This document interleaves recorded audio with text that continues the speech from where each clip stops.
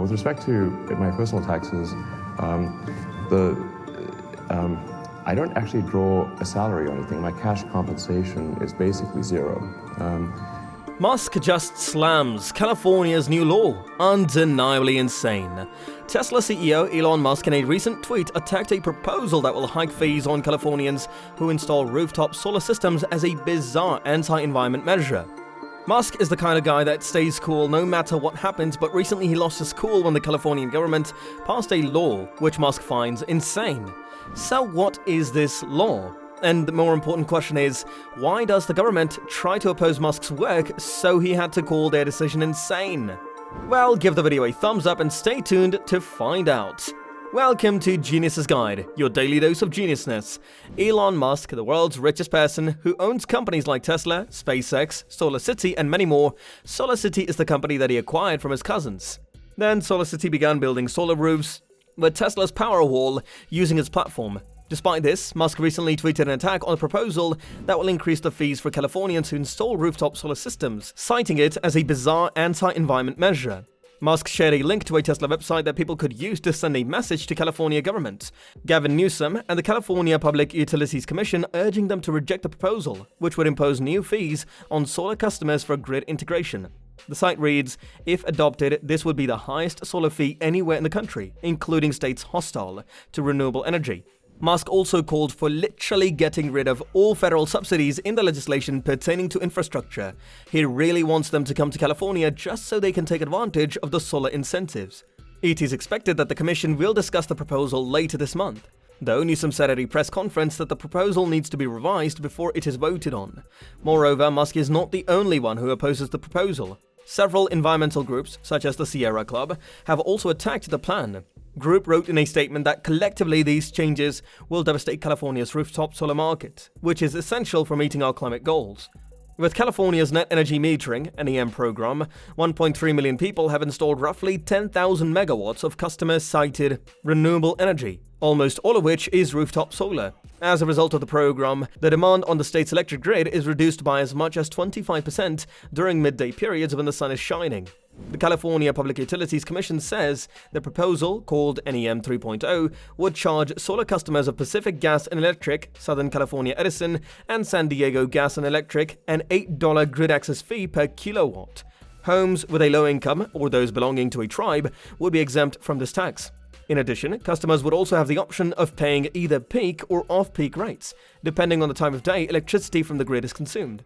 For the first year, this measure would offer a temporary market transition credit, which would give low-income customers up to $5.25 per kilowatt per month, and all the others up to $3.59 per kilowatt.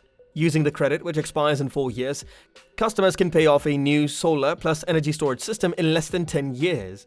The majority of residential NEM 1.0 and 2.0 customers would have to switch over to the new program 15 years after their system is installed. Even low-income homes would be able to make the switch after installing solar panels. It allows net billing customers to oversize their system by up to 150% of their energy demand for electric vehicles and appliances.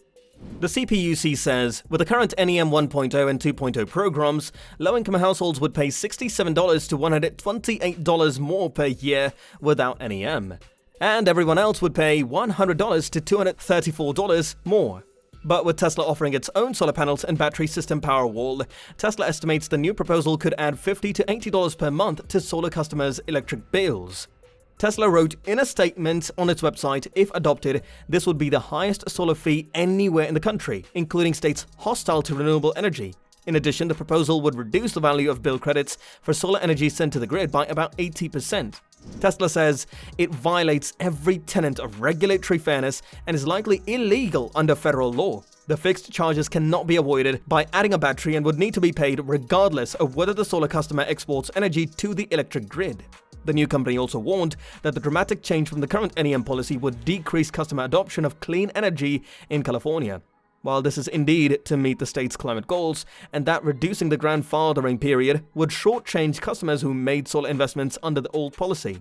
A spokesperson for Newsom told Fox Business that the governor continues to closely monitor this issue and believes that more work needs to be done. The spokesperson added, "Ultimately, the California Public Utilities Commission, which is an independent constitutional commission, will make a decision on this matter." In the meantime, Governor Newsom continues to move forward with his commitment to California's clean energy goals, which includes the ability for Californians to access a diverse range of renewable energy sources.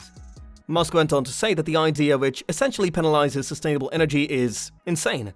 California Public Utilities Commission (PUC) post has been widely criticized by the residential solar industry. They said the proposal could undermine the state's effort to combat climate change. The PUC also pointed out that batteries can store excess power generated by solar panels, so it doesn't have to be sold back to the power company. The PUC also said the current system amounts to a multi-billion-dollar subsidy for wealthy homeowners that other utility ratepayers are paying for. The PUC has determined that a review of its policy has revealed that its current systems are not cost-effective, since homeowners without solar panels are burdened with the cost of keeping the grid up and running. As a consequence, the majority of the said ratepayers were from low-income families. The PUC Commissioner, Martha Guzman-Akives, mentioned that since ratepayers in the state spend about $3 billion a year for net metering, it would be a better use of the funds elsewhere.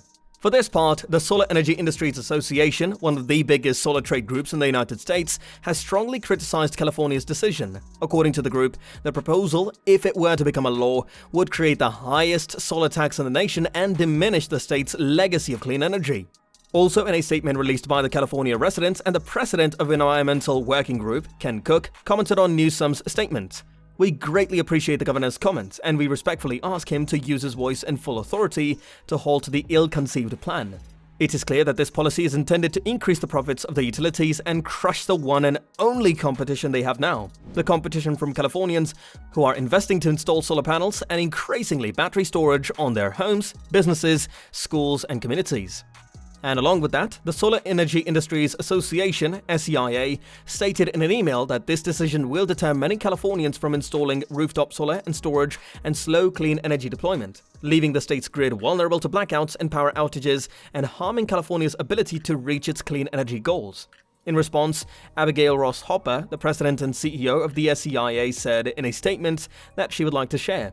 "Only the wealthiest Californians will be able to afford rooftop solar, shutting out schools, small businesses, and the average family from our clean energy future. At the end of the day, the only winners are the utilities who are going to make more profits by charging their customers higher rates. We are urging Governor Newsom to act swiftly to reverse this decision. At risk are 65,000 solar jobs, the security of the electricity grid, as well as the health of Californians and the environment." Thus, after all these comments, it is clear that not only Musk himself, but also tens of thousands of other individuals are not pleased with that decision. The government, however, does not seem to be holding back on their decision, so it may take a little more time for them to change their minds. Anyway, what do you think about this? Let us know in the comments below. And make sure to hit the like button and subscribe for us to provide you with more must-know developments in finance and technology. We'll see you soon. Peace.